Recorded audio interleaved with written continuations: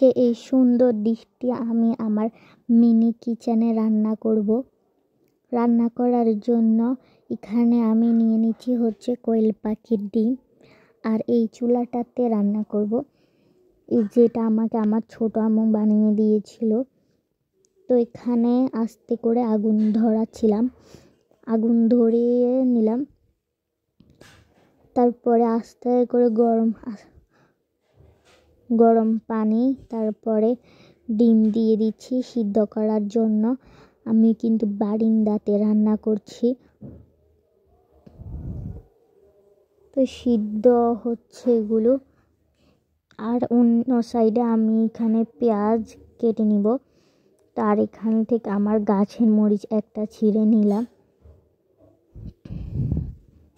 পেঁয়াজ কাটা শেষ। তারপরে এখন আমি যে ডিমগুলো সিদ্ধ হয়েছে ওগুলোকে আমি ছিলে নিলাম।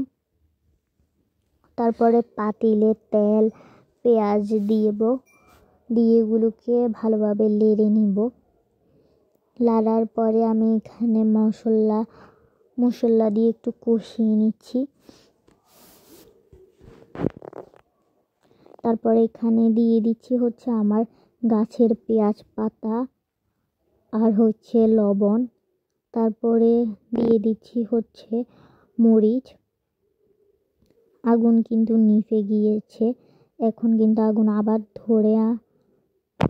আবার জ্বালিয়ে এখন আমরা আবার রান্না করছিলাম। এখানে মশলা লেগে যাচ্ছিল, তাই একটু পানি দিয়ে দিলাম।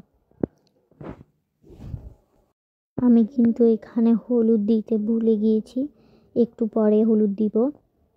এখন আমি দিয়ে দিচ্ছি হচ্ছে ডিমগুলো দিয়ে ভালোভাবে একটু নেড়ে নিলাম।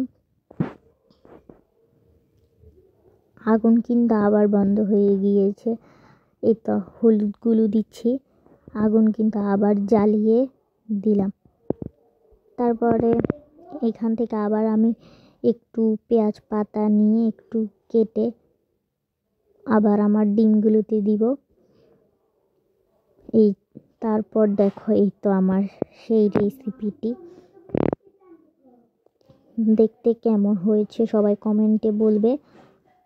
এই যে দেখো, এটা হচ্ছে আমার ছোট্ট একটি মিনি কিচেন। আগের ভিডিওতে তোমরা অনেক কমেন্ট করেছো, ভিডিও দেখতে ভালো, সবাইকে অনেক ধন্যবাদ। এখন আমি আমার গাছের লেটুস পাতা ছিঁড়ে নিব, ছিঁড়ে একটা প্লেটে সুন্দরভাবে সাজিয়ে নিচ্ছি। কোয়েল পাখির ডিমগুলোকে আমার লেটুস পাতার রেখে সুন্দরভাবে একটা ডিশ সাজিয়ে নিচ্ছি।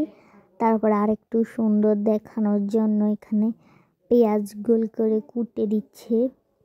এই যে দেখো আমার সুন্দর রেসিপিটি।